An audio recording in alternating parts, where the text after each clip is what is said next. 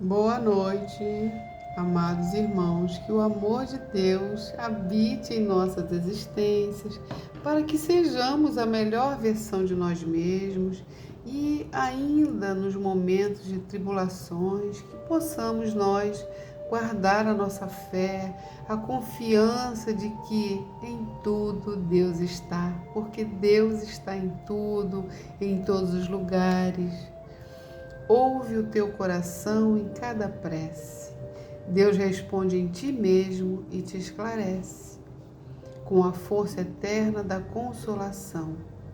Compreenderás a dor que te domina, sob a linguagem pura e peregrina da voz de Deus em luz de redenção.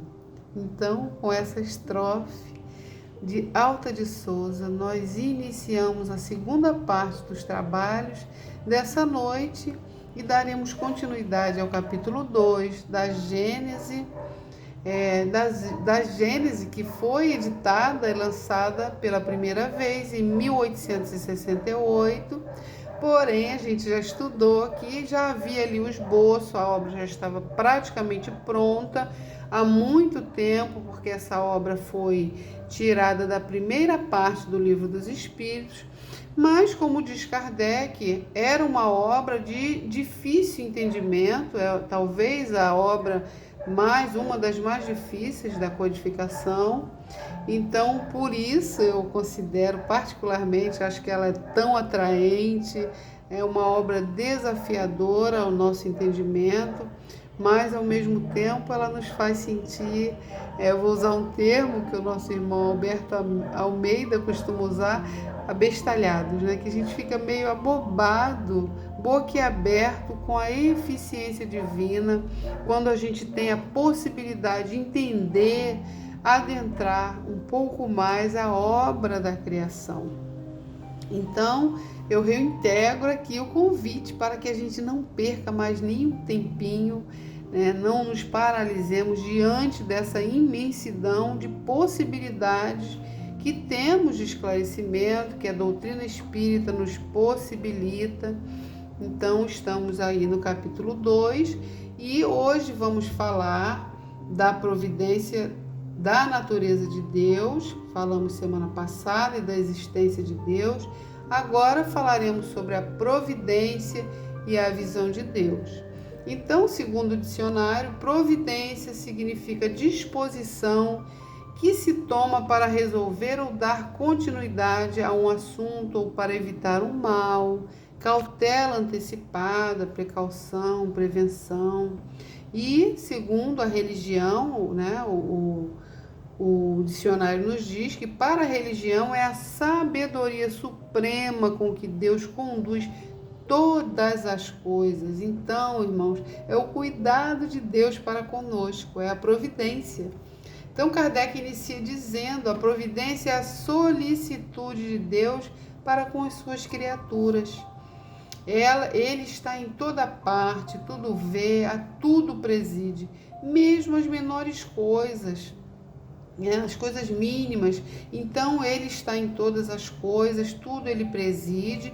E aí, algumas pessoas mais incrédulas, questionam como pode Deus, um ser tão grandioso, tão poderoso, ficar, ele é tão superior a tudo, imiscuir-se em pormenores ínfimos, preocupar com coisas tão pequenas.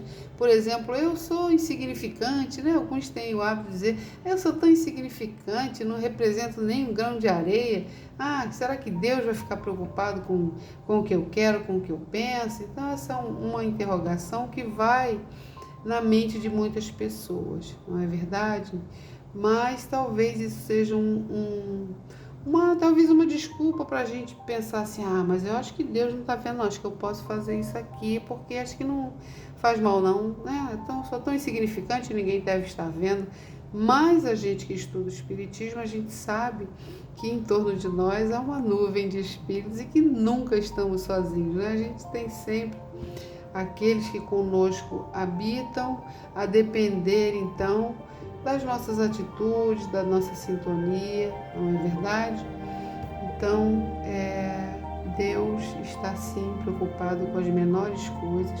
Não, eu digo preocupação por falta de uma palavra que seja ideal, não é verdade?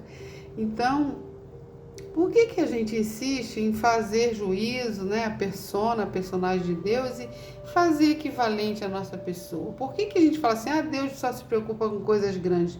Porque a gente tem esse hábito de achar que só tem que se preocupar com coisas, né, escandalosas, coisas muito grandes. A gente, por exemplo, né, como diz no Evangelho segundo o Espiritismo, no capítulo 13, nas grandes calamidades a caridade se emociona e observam-se impulsos generosos no sentido de reparar esses desastres. É verdade, se, por exemplo, há uma inundação, uma enchente, se cai um edifício, né, se existe então ali em massa os refugiados então das guerras, a ONU se pronuncia, os países externos começam então a se movimentar para auxiliar. E isso é uma realidade, sim, que deve acontecer, com certeza. Porém, como diz o Evangelho, existem também os infortúnios ocultos, não é? Que são aquelas pessoas que vivem ali, vivenciam problemas ao nosso lado, que estão no nosso entorno, estão sofrendo, mas a gente só tem olhos do quê? Para aquelas grandes calamidades, porque estamos tão imersos dentro das nossas questões, em nós mesmos, em coisas que muitas vezes não são tão necessárias, e a gente se confina e a gente não observa aquelas minúcias, não é verdade? Aquele irmão que está do nosso lado, é o vizinho que está sofrendo, mas Deus não é como nós. Deus tudo vê, tudo está em tudo, em todas as coisas. Então a gente não deve comparar Deus com a nossa falta de condição e de achar que só as grandes coisas merecem a assistência dele. E a Gênese vem em nosso socorro e nos dá uma pálida ideia, né, como a gente pode entender Deus, né? Porque a gente ainda não tem essa condição. Mas ele diz que estando todos absorvidos, imersos no fluido cósmico universal, por exemplo, a gente sabe que o fluido cósmico universal existe e que ele está em tudo, em todas as coisas, no plano material, no plano espiritual, nos mundos celestes, mas esse fluido ele não tem inteligência, né? Mas nós estamos todos imersos nesse fluido.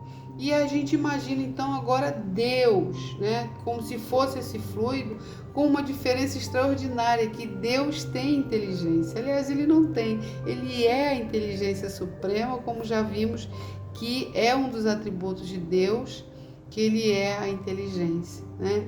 E ele ainda faz outra comparação. Ele diz, né, no item 27, quando ele nos propõe que a gente imagina que o nosso corpo seja o mundo, por exemplo, e o nosso espírito seja o diretor desse mundo. Então, qualquer movimento exercido pelo nosso corpo, o nosso espírito está ciente. Se eu estendo a mão, se eu abro os olhos, né, se eu levanto os pés, né? Então, o espírito está de conhecimento de tudo que acontece ali. E assim mesmo acontece com Deus, por exemplo, é a mesma coisa. É como se o universo fosse o corpo e Deus é esse espírito. Ou seja, Deus é o diretor do universo. E ele sabe de tudo que acontece, porque ele está em toda parte, né, na natureza. Como o espírito, né, está no nosso corpo, em toda parte do nosso corpo, todos os elementos da criação se acham, então, em relação constante com Deus, como todas as células do corpo, por exemplo, se acham em contato imediato com o Espírito, né? Assim Deus está para o universo. E, por exemplo, a gente conhece os efeitos da eletricidade, do calor, da luz, da gravitação, a gente entende, mas a gente não vê como esse princípio, como ele se produz, como ele se reproduz, mas nem por isso a gente deixa de acreditar, porque a gente sabe que existe. Deus existe sim, a sua providência está sempre a posto, está sempre ali cuidando de nós, Como disse Kardec, a providência é a solicitude de Deus para com as suas criaturas, mas é importante que a gente se coloque, não é verdade? Ao alcance, que a gente busque esse Deus que é todo amor, que é todo bondade. Então é isso, meus irmãos, é nisso que consiste a providência divina. E a gente vai dar continuidade no próximo vídeo.